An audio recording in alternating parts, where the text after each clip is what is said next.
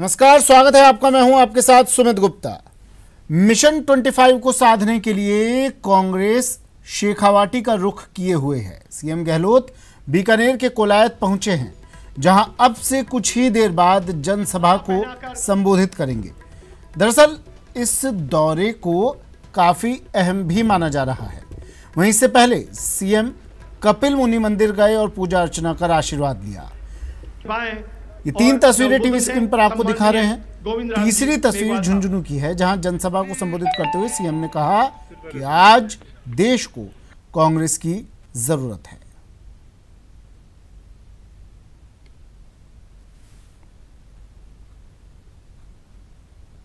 मैं आपसे मार्मिक अपील करूंगा, कांग्रेस को एक एक सीट की जरूरत है। देश को आज कांग्रेस की जरूरत है। इस बात को हमें समझना पड़ेगा। कांग्रेस एक शानदार तिरंगा झंडा लेके जो पार्टी है, शानदार इसका त्याग का कुर्बानी का इतिहास है देश के अंदर। आजादी के पहले भी किस प्रकार से शहीद हुए थे हमारे लोग, जेलों में बंद रहे, लाठियां खाई, गोलियां खाई, तब मुल्क आजाद हुआ। और जुन्नू में तो कई फ्रीडम फाइटर्स भी थे। जुन्नू का इतिहास पूरे देश के अंदर अपना स्थान रखता है, स्वामी विवेकानंद के नाम से भी। आपके यहाँ जिस प्रकार से शहीद हुए हैं, अभी जिक्र कर रहे थे जितेंद्र सिंह जी, झुंझुनू में जिस प्रकार से घर घर में शहीदों की एक कहानी है, जो हमारी देश की रक्षा करने के लिए शहीद होते हैं। चुनाव का आगाज हो गया। भारतीय जनता पार्टी से हम पूछना चाहते हैं कि जब 2014 के चुनाव हुए, नरेंद्र मोदी ने और भारतीय जनता पार्टी ने जिन मुद्दों को लेके लोकसभा का चुनाव जीता, देश के प्रधानमंत्री बने, पूर्ण बहुमत की सरकार बनाई दिल्ली में, आज उन मुद्दों पे देश की जनता, उन सवालों पे देश की जनता भारतीय जनता पार्टी से जवाब मांगती है। आपको याद होगा, नरेंद्र मोदी ने चिल्ला चिल्ला के कहा था, बहनों और भाइयों, इतना काला धन है कि वो काला धन में लेके आऊंगा और वो काला धन लाके हिंदुस्तान के एक एक व्यक्ति के खाते में 15 लाख रुपए जमा कराऊंगा। कहा था कि नहीं कहा था? आप बता दो मेरे को। आया किसी के खाते में पैसा? 5 लाख आया होगा, 6 लाख आया होगा, कुछ तो आया होगा। वहीं खेतड़ी में जनसभा को संबोधित करने के बाद मीडिया से बात करते हुए अशोक गहलोत ने कहा कि कांग्रेस सरकार बनने के बाद जनता के बीच जाएंगे और नोटबंदी से हुए नुकसान के बारे में बताएंगे। उन्होंने उम्मीदवार बदलने वाले सवाल पर कहा कि ये सिर्फ एक अफवाह है।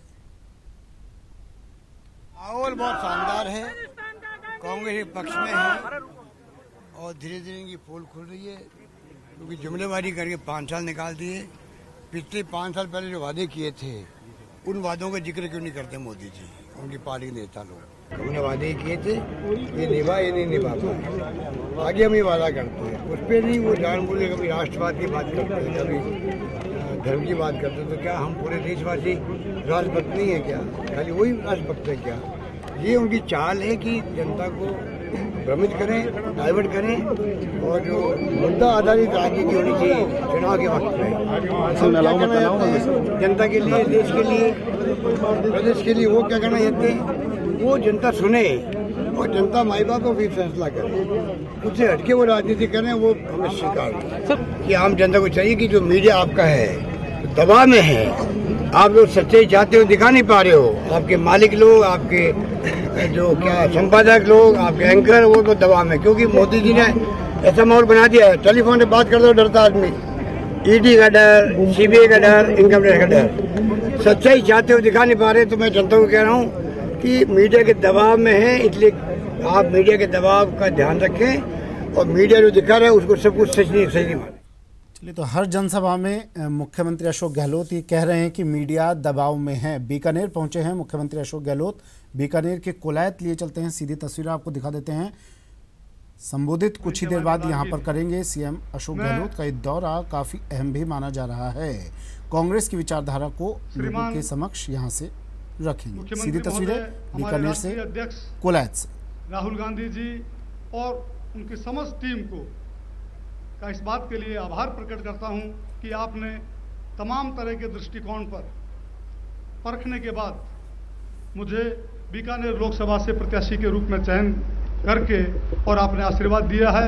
इसके लिए मैं आपका हृदय तल की गहराइयों से आभार प्रकट करता हूं और इस साथ साथ विश्वास दिलाता हूं, सिर्फ अपने दम पे नहीं, जो मेरे सामने विराजमान है सभी से, कृपया एक बार हाथ खड़े करके आप इस बात का माननीय गहलोत साहब को विश्वास दिलाएं कि बीकानेर की जो सीट है इसको आप राजस्थान में रिकॉर्ड मतों से जिता करके भेजेंगे। धन्यवाद साहब, धन्यवाद।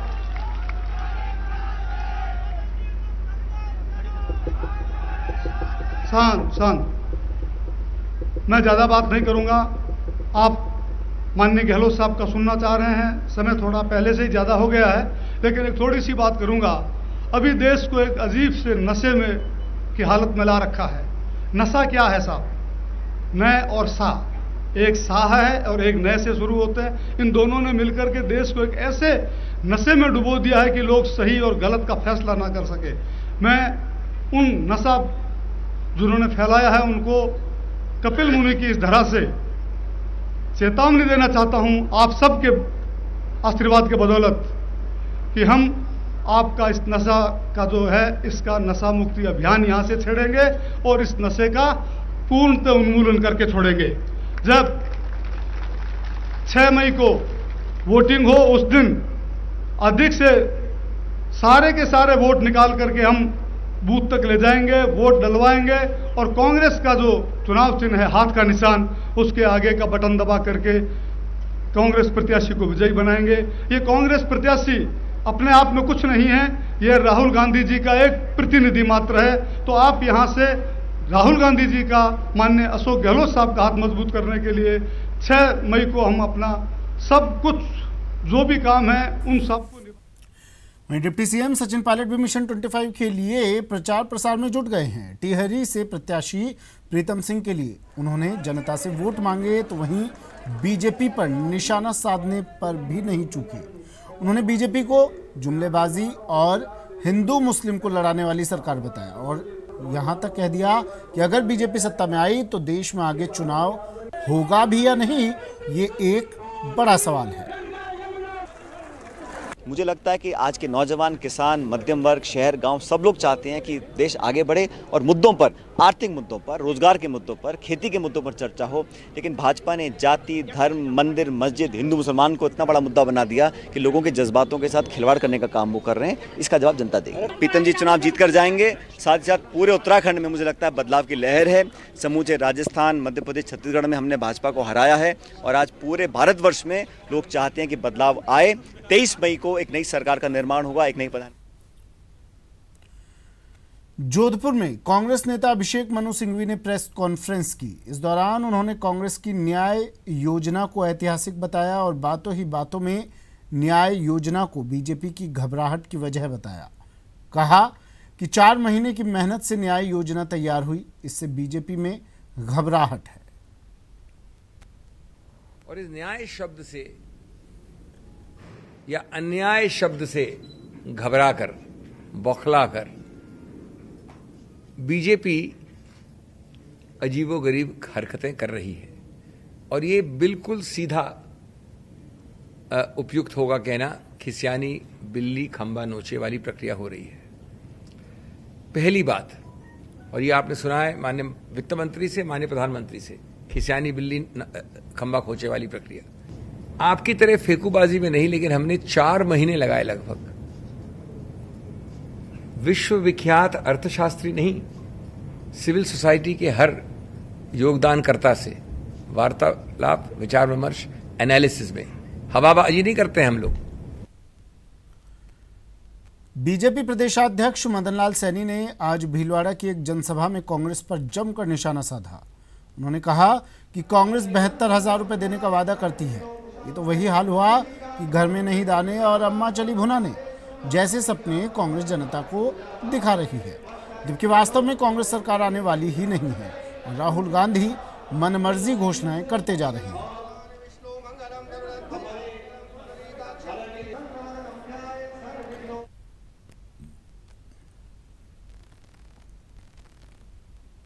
मैं ये सोचता हूं कि घर में नहीं दाना अम्मा चली भुनाने, वास्तव में सरकार आने वाली नहीं है, ये उनको पता है, देश की जनता को पता है। तो घोषणा तो छोटी क्यों करनी चाहिए, बड़ी घोषणा करनी चाहिए। जिन्होंने घोषणा पिछले की, किसान का एक भी कर्ज माफ नहीं हुआ, किस बैंक का कर्ज माफ हुआ ये भी पता नहीं लगा। और जरा राजस्थान में जो हमने योजनाएं चालू की थी, उन योजनाओं को ठंडे बस्ते में जरूर डाल दिया कि 30,000 से लेकर 3 लाख तक का रुपया जो अब भामाशाह कार्ड के थ्रू लोगों को चिकित्सा सुविधा मिलती थी, वो भी इन्होंने डाल दिया। चलिए, और अब बात सुहाग के पर्व सिंजारे की। अखंड सुहाग का पर्व सिंजारा आज है। सीधी तस्वीरें जयपुर से टीवी स्क्रीन पर धूमधाम से प्रदेश भर में ये पर्व मनाया जा रहा है। नवविवाहित महिलाएं पूजा अर्चना कर रही हैं, पति की लंबी उम्र और सुख शांति की कामना की जा रही है। सीधी तस्वीरें राजधानी जयपुर से।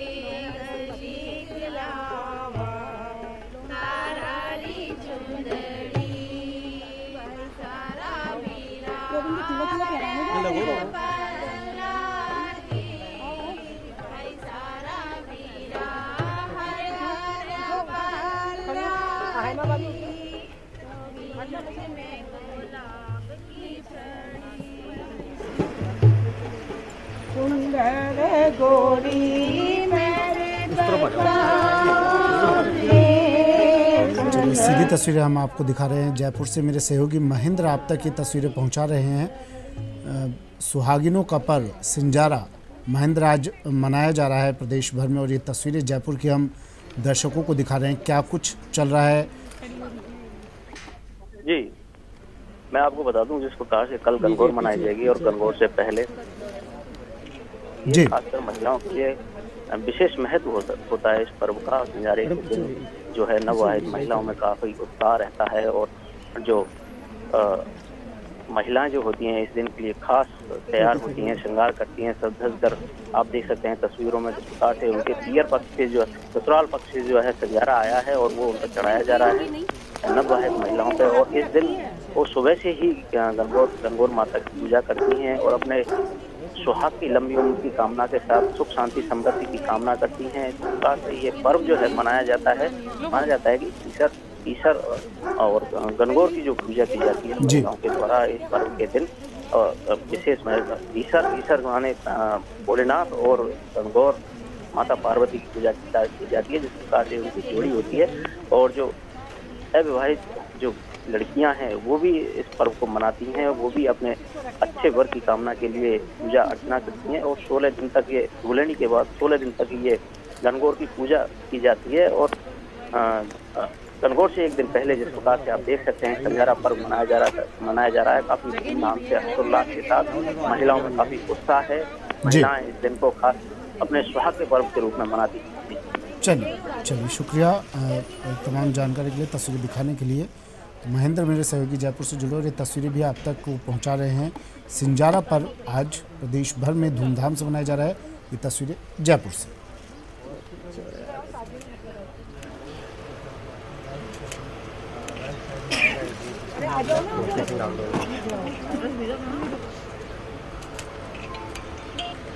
आप साइड में आ जाओ एक बार।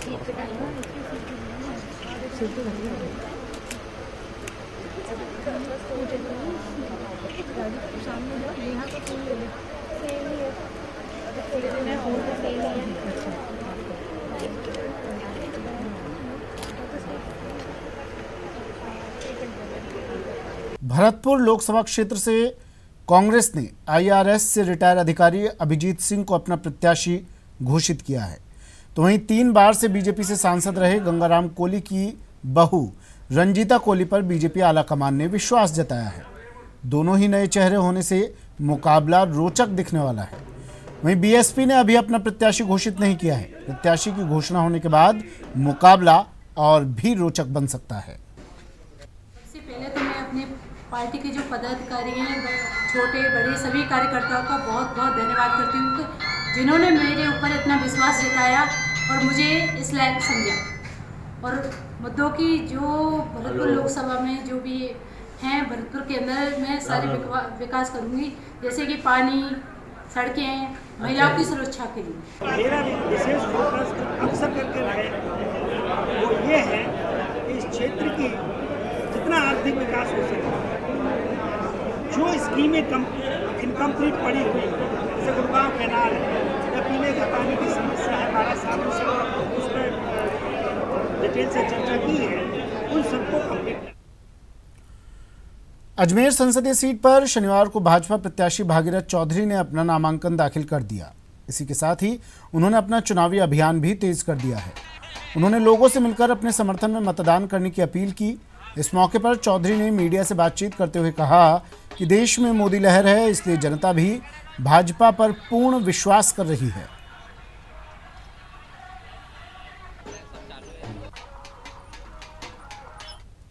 जनता बूथ स्तर का कार्यकर्ता ये चाहता है नरेंद्र भाई मोदी दोबारा प्रधानमंत्री बने। इस देश को सुरक्षित रखना है, इस देश को अखंड रखना है, इस देश को परम वैभव पर पहुंचाना है, तो नरेंद्र भाई मोदी जी को प्रधानमंत्री बनाना जरूरी है। मैं तो यही कहूँगा कि भारतीय जनता पार्टी राजस्थान में 25 से 25 सीटें जीतेगी और पूरे देश भर में 380 प्लस भारतीय जनता पार्टी की सीटें आएगी। कोटा में आज जिला निर्वाचन विभाग की ओर से मतदाता जागरूकता अभियान के स्वीप कार्यक्रम के तहत नयापुरा के छत्रविलास उद्यान में मतदाता उत्सव मनाया गया। इस दौरान मॉर्निंग वॉक पर आने वाले लोगों ने लोकतंत्र को मजबूत करने के लिए दौड़ लगाई। वहीं जिला निर्वाचन अधिकारी मुक्तानंद अग्रवाल ने मतदाताओं को मतदान का संकल्प दिलाया। लोकतांत्रिक परंपराओं का अन्य किसी भी ये गुजारिश करता हूँ कि आप लोग 29 अप्रैल को वोट देने जरूर आए। जैसे हमारे स्वास्थ्य के लिए दौड़ना जरूरी है, वैसे ही हमारे लोकतंत्र के स्वास्थ्य के लिए, हमारे देश के स्वास्थ्य के लिए हमारा वोट देना जरूरी है। 29 अप्रैल को जो लोग जिनका वोटर लिस्ट में नाम है वो वोट देने जरूर आए। और एक छोटी सी हम प्लेज लेंगे ताकि आप लोगों को याद रहे 29 अप्रैल को आप लोग इसको लिख लें अपनी डायरी में कि उस दिन सब सारे काम छोड़ के हमें वोट जरूर देना है। दौसा में चुनाव शांतिपूर्ण करवाना प्रशासन के लिए चुनौती बना हुआ है। दौसा जिले की संवेदनशीलता का अंदाजा इस बात से लगाया जा सकता है कि यहां पर 1237 मतदान केंद्रों में से 78% से अधिक यानी 961 मतदान केंद्र संवेदनशील हैं। इस संवेदनशील बूथों पर अतिरिक्त जाब्ता तैनात रहेगा। चुनाव के लिए दौसा में 70 से अधिक अर्धसैनिक बलों की कंपनियों की डिमांड की गई है। तो लोकेशन 945 है, मतदान केंद्र 1237 हैं। इनमें से 129 केंद्र ऐसे हैं जिनमें कि 4 दीवारी या तो पूरी नहीं बनी हुई या फिर है ही नहीं, अधूरी है, टूटी हुई है। तो उनमें पीडब्ल्यूडी विभाग के माध्यम से बैरिकेडिंग की व्यवस्था की जाएगी। 163 मतदान केंद्र ऐसे हैं जिनमें कि पानी की माकूल व्यवस्था नहीं है। चित्तौड़गढ़ के शंभूपुरा में सवारियों से भरी बस में बेकाबू ट्रेलर ने पीछे से टक्कर मार दी, जिससे बस सवार 2 महिलाओं की मौत हो गई। वहीं 14 लोग घायल हो गए, जिन्हें आनन फानन में अस्पताल में भर्ती करवाया गया, जहां डॉक्टर्स ने 3 मरीजों की गंभीर हालत को देखते हुए उदयपुर रेफर कर दिया। फिलहाल पुलिस भी केस दर्ज कर फरार ट्रेलर चालक की तलाश में जुट गई है। शंभूपुरा थाना में अरण्यपंत पुलिया के पास में एक राजस्थान लोक परिवहन सेवा की बस और कंटेनर के बीच में एक्सीडेंट हुआ, जिसमें 2 महिला मौके पर एक्सपायर हो गई और 14 घायल हुए, जिसमें से 3 गंभीर घायल होने से उदयपुर रेफर किए। और बुलेटिन में बात धौलपुर की। धौलपुर के कोलारी थाना इलाके में 24 साल के एक युवक की पेड़ से लटकती लाश मिलने से इलाके में सनसनी मच गई। सुबह खेतों पर काम करने पहुंचे ग्रामीणों ने इसकी सूचना पुलिस को दी। युवक की पहचान पैकरी गांव के कृष्णा के रूप में हुई है। कृष्णा की 7 मई को शादी होनी थी। पुलिस ने पोस्टमार्टम के बाद शव परिजनों को सौंप दिया है और मामले की जांच शुरू कर दी है।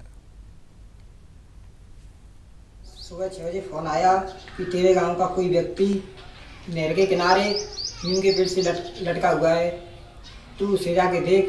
तो मैं अपने साथ गांव के 4-5 व्यक्ति लेके गया और मैंने देखा कि मेरा चाचा कृष्णमुरारी सन ऑफ रामेश्वर पेड़ से लटका, नीम के पेड़ से रस्से का फंदा लगा के लटका हुआ मिला। सूचना मिली कि एक व्यक्ति ने पैकरी नहर पर नीम के पेड़ से फांसी लगा ली है। उक्त सूचना पर मनासी थाना दीनदयाल में जाब्ता के रवाना होकर नहर पैकेज पर पहुंचा, जहां एक व्यक्ति फांसी के फंदे पर लटका हुआ मिला। पोस्टमार्टम हेतु बसीनाब CSC लाकर मोर्चरी में रखवा गया। पोस्टमार्टम की कार्रवाई।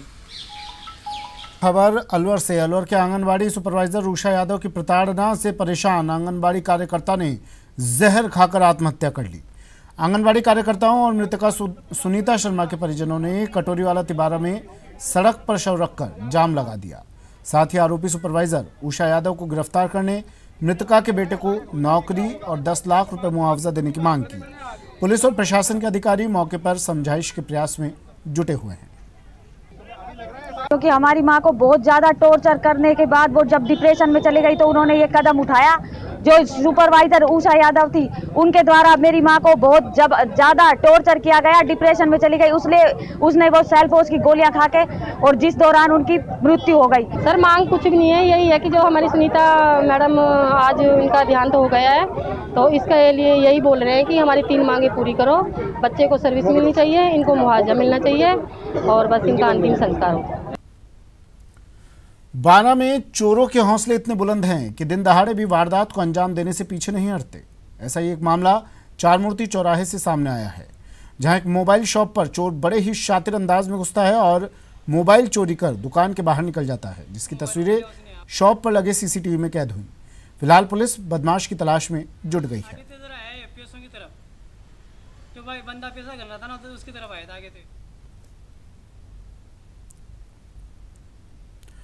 भरतपुर के बयाना क्षेत्र में डकैतों का आतंक बढ़ता जा रहा है। आए दिन डकैत स्थानीय लोगों के साथ मारपीट कर लूट की वारदात को अंजाम दे रहे हैं।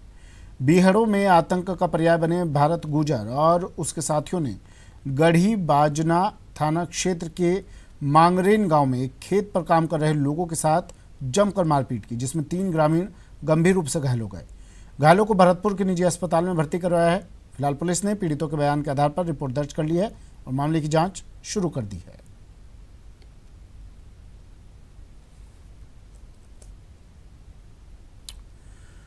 कोटा के बजरंग नगर स्थित राजस्थान राज्य बीज निगम के गोदाम में उस वक्त हड़कंप मच गया जब गोदाम में सुबह सुबह करीब 7 फीट लंबा मगरमच्छ देखा गया, जिसे वन विभाग की टीम ने करीब 1.5 घंटे की मशक्कत के बाद पकड़ने में सफलता हासिल की, जिसके बाद गोदाम के अधिकारियों और कर्मचारियों ने राहत की सांस ली। वहीं वन विभाग की टीम ने मगरमच्छ को चंबल नदी में छोड़ दिया है।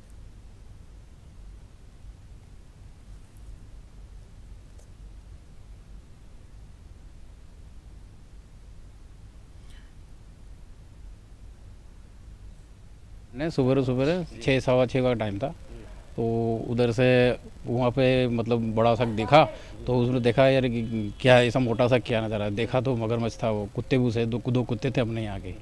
उसके बाद में फिर अधिकारियों को सूचना दी, अधिकारी मौके पे आए, अधिकारियों ने फिर वन विभाग लोगों को बुलाया और देखा भी हाँ पकड़ लिया अभी। आप रेन साहब ने कहा कि वहाँ पे ये कौन सा गोदाम, बीज गोदाम पे एक मगरमच्छ पड़ा हुआ है। उन्होंने मोबाइल नंबर दिए, उस मोबाइल नंबर पे मैंने ये किया, इन्होंने यहाँ आए, यहाँ आने के बाद में ये पड़ा हुआ मिला। ये DFO साहब जो अपने आडा साहब हैं, उनसे सुबह मैंने 8 बजे सूचना की और उनके द्वारा ये टीम भेज करके ये 3-4 लोगों ने आकर के इसको पकड़ा और पकड़ के ये अपने साथ लेके जा रहे हैं। खबर दौसा से। दौसा के युवाओं का UPSC एग्जाम में इस बार दबदबा रहा। दौसा के धननवास गांव निवासी मिंटू मीणा और गुड़हलिया गांव निवासी देवेंद्र मीणा दिल्ली में पिछले 2 वर्षों से रूममेट के रूप में पढ़ाई कर रहे थे। इस बार दोनों ने ही सिविल सेवा की परीक्षा पास की। मिंटू मीणा को सिविल सेवा परीक्षा में 664वीं रैंक हासिल हुई है। मिंटू के पिता लोहड़ीराम मीणा एक किसान हैं। ऐसे में धनवास गांव के इस किसान के बेटे ने IAS बनकर जिले का नाम रोशन कर दिया। इसी तरह सरकारी शिक्षक राम सिंह मीणा के पुत्र देवेंद्र मीणा ने भी सिविल सेवा परीक्षा में 705वीं रैंक हासिल की और अपने परिवार और जिले का नाम रोशन कर दिया। हमारा बहुत खुशी हो रही है, हमें भी यहाँ पर हमारा स्वागत किया जा रहा है। इसके लिए 1.5-2 साल अगर कोई भी व्यक्ति है, कोई भी जो कैंडिडेट है, अगर यदि 8 से 10 घंटे रेगुलर पढ़ाई करता है तो इसमें परीक्षा में सफल हो सकता है। हम भी सर दोनों रूममेट लगातार 2-3 साल से एक साथ रह रहे थे। लास्ट प्रयास में भी हमने इंटरव्यू दिया था, लेकिन अंतिम रूप से सफल नहीं हो पाए थे।